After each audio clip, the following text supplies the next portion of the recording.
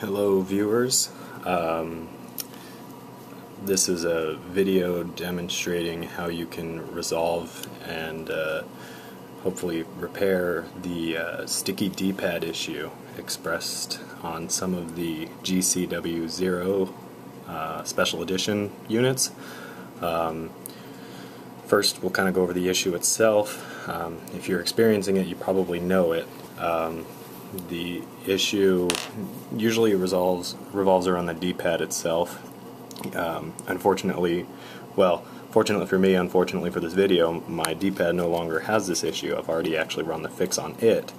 But the problem is typically usually more force having to be applied in one direction, typically the down direction, than the other ones, and then eventually it develops into kind of a stickiness. It might hang and stick onto one side. You got to push it on the other side to get it out, and overall it just seems to become more and more cumbersome with time.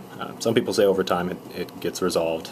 That might be some experiences, but mine in particular, it just got worse and worse. So yeah, as you can see, I've already actually done this, and it now works quite well, but I'm going to do it again for the purposes of this video. A note as far as why it seems to be caused, you can't see it in this video, but if you look at your own unit and hold the D-pad kind of up to the light, you can see that there was a texture coating put on the D-pad, probably for the purposes of having better grip, which is a good thing. But because the housing, the casing cutout for the D-pad is so small, it seems like sometimes there was just a little too much paint, and the paint just causes friction between the plastic casing and the D-pad, and overall just kind of becomes a mess. But the good news is it's a pretty quick, cheap, and easy fix. All you'll need is a paper towel or napkin, something kind of absorbent, and that's for cleanup. A toothpick or perhaps a paper clip, that's what I used the first time. So you can apply the third tool, or the third part, which would be some silicone-based grease. Some research suggested that silicone is best for this type of thing. It's great for plastic-on-plastic friction, which is kind of what we're dealing with here. But in particular, I can't speak to a specific brand. I ended up borrowing mine, which is why it's in this bag, but I can kind of tell you some properties to look for. First thing, you want something that is food grade.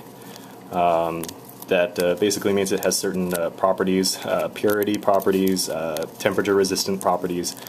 You're looking for something that's pure. Second, the one I used and what I would recommend you use is something that is thick. You can see this is a very thick grease, and they have spray-on types. I'm a little wary of using that kind, just because we want to really control where we're putting this stuff. And if it's spray-on, then it's probably a little bit more viscous, and maybe could seep around. We don't really want it going everywhere inside our units. We just kind of want to put it right there in that nook. So let's get started. First thing, what we'll do is we'll take our toothpick here, and I'll do my best to show this to you, but at least the first time. But I'm just going to get a little coating of grease on the tip of my toothpick here. A very little bit is required, so you really just need a little bit on that tip. And then what we're going to do is we're going to push the D-pad in one direction and apply the grease on the opposite direction right there in the crack. And we're going to cover, all three sides of this end of the D-pad, and then we'll basically do it for all four sides. So let's do that real quick here. As I said, I've already done it on mine, so I'm kind of just doing this just for the purposes of the videos, but initially things worked out pretty good. I've been using it for several days now, and have not had to reapply. So I'm sure eventually maybe it'll have to be reapplied, but that's not too big of an issue for me. As I said, this is really nice and cheap, and so as we're putting the grease on there, we really want to just kind of we'll put a little on the tip, and then we're going to push it down into that crevice between the D-pad and the cutout. And you can kind of wiggle it around a little bit, try and get it in the corners. So that's that side. Get another dab real quick and do the other sides. And I would recommend just doing all 4 sides at once, even if one direction is problematic. You know, we're here, we might as well just kind of get them all good and lubed up. And so, we'll get the top part here and try and push it in. Doing my best to do this while keeping it within the frame of the camera. So, but I mean, for the most part, you get the idea. Push down, grease up, push left, grease right, push right, grease left, and we have one more the other direction. I think push up, grease down, if I didn't already say that one. Anyway, so you're very likely going to get a bit on your fingers, you're going to get a bit on the D-pad, and that just so happens to be why we have this napkin here, or this little paper towel, because even though we're trying to get it really precise and right there in that crevice, only so much you can do.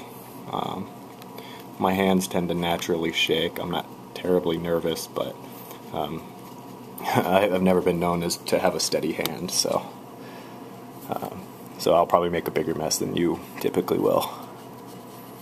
Alright, so we got that side, and I think the last one is the down arrow. And my goal is to finish this before the battery dies on my little camera here. Oh, that's way too much. Let's put a little bit of that on our napkin and rub it around. You really just need a drop for this entire thing. And one thing I haven't done, and what I'm going to do in this video, is my buttons are also sticking. And now, though most people are, you know, some have taken their units apart and shaved away some of the paint on the sides of their D-pads, I'd imagine it'd be a lot more difficult to do on a button since it's round. And so even if your D-pad's not sticking, my button's got a little, I shouldn't say my buttons are sticking as much as right now there's just kind of a bit of resistance on at least 1 or 2 of them. And so we'll go into that in just a minute here. So I've applied the grease to all the sides of all the directions of the D-pad, and there's a bit of grease on the top there. So what I like to do, we'll take this paper towel and just try and get it on this one side, and we're gonna work it a bit, in all directions in our basically have the D-pad between the napkin and your thumb, and then we're gonna dry it off, get all that excess off and around. If we did it right, we should have plenty of grease right there in that nook, and so we don't really need any facing outward. And I can attest, it's not something that gets slippery and gross. Once we do the napkin, if you use the right kind of grease, you won't even notice. What you should notice is a very nice, clean, smooth movement between your D-pad, and that all those sensitivity and sticking issues should go away right away. At least that's how it was in mine. Okay, so let's go ahead and kind of do our buttons here real quick. I'm just going to do one of them because I don't want this video to be too long. You'll get the point. But because our buttons are kind of stuck in there, see if I can get it to focus a little bit better. Alright, we're going to kind of just apply it as close as we can to the base around the end of the D-pad here, or the button. I'm sorry. We're going to around the sides of the button and right there at that crevice.